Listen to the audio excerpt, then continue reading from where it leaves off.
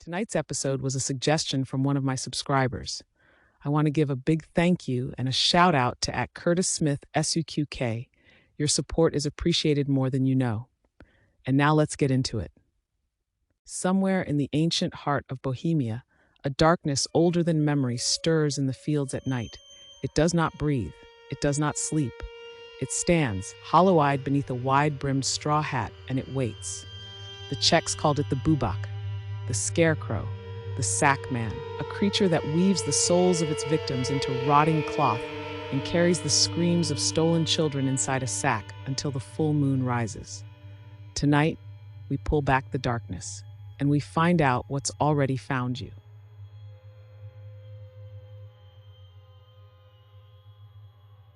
In the old lands of Bohemia and Moravia, where marshes breathe fog into the night and wind moves through the fields like a whisper from the grave, people once spoke of a thing that did not merely haunt the darkness, it waited inside it.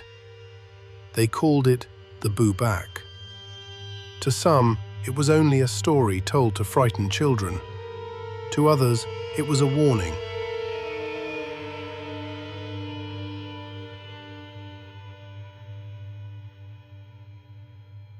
In Czech folklore, the name Bubak carries the weight of the boogeyman, the nameless terror used to keep the disobedient obedient. But this was no vague shadow under the bed. In older tales, the Bubak had shape, habit, and hunger. It lurked where people were most vulnerable, alone, uncertain, and foolish enough to answer a cry in the dark.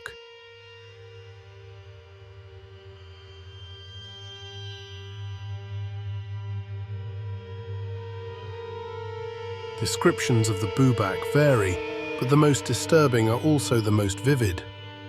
It is said to resemble a scarecrow, yet not one made of straw and rope.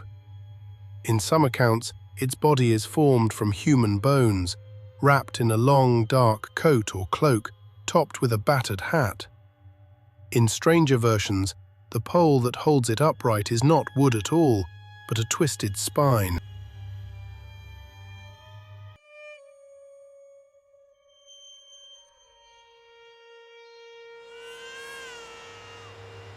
The Bubak did not need speed.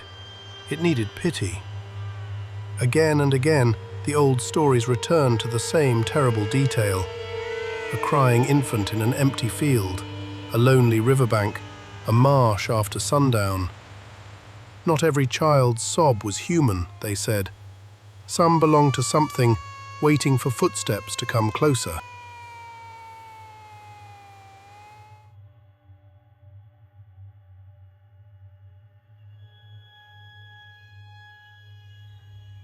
Those who approached the sound were said to disappear. In the darker versions of the legend, the Bubak seized its victims and tore the soul from the body itself. In others, it dragged them away beneath its coat, hidden like stolen prey. The message was always the same. Compassion without caution could become a death sentence.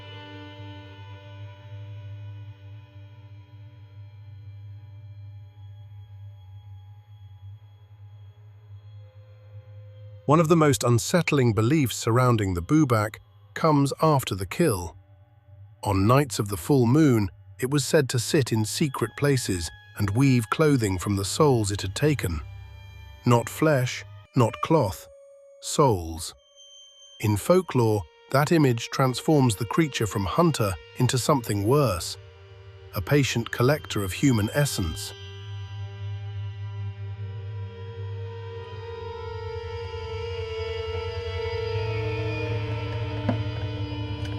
Some tales push the Bubak further beyond the natural world. They claim it moves between the realm of the living and the realm of the dead in a cart pulled by black cats. Whether demon, restless dead, or something older than either, the implication is clear. The Bubak does not belong entirely to this world.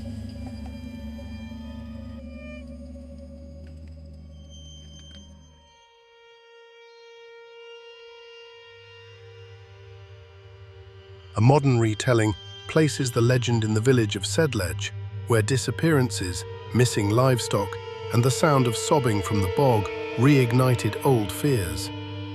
There, the Bubak was not just a campfire monster, but a force stalking the margins of village life, the place where reason ended and folklore began.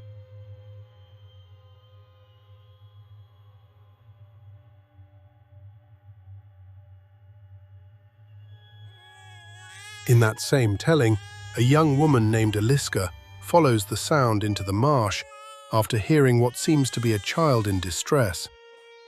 She finds not a baby, but a tall figure in tatters, cradling a bundle in its arms. Its face is shadowed, its eyes glimmer unnaturally, and its cry is so filled with sorrow that it seems to drown thought itself.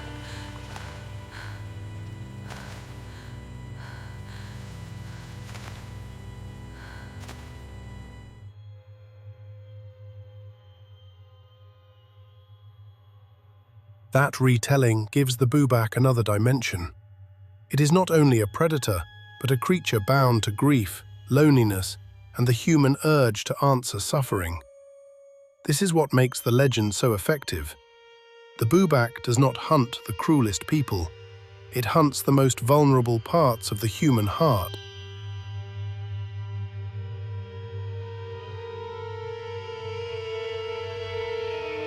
And that is perhaps the most chilling part of the folklore record. There is no clear weakness, no trusted ritual, no agreed weapon. Charms appear in some stories, courage in others, but no certainty. The safest advice the legend offers is brutally simple. If a baby is crying near a field, a riverbank, or a marsh after dark, look for the Scarecrow first.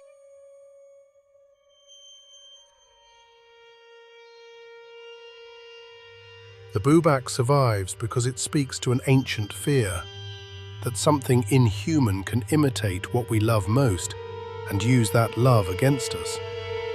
In Czech folklore, the scarecrow in the field is not always empty. Sometimes it is listening, sometimes it is waiting, and sometimes, when the fog is thick enough, it cries. The fields are quiet now, but somewhere between the last dying light and the rise of the full moon, the Bubak still walks, still listens, still weaves. Centuries of Czech folklore tried to name it, contain it, warn you of it. Consider yourself warned, because the Bubak doesn't knock. He doesn't announce himself.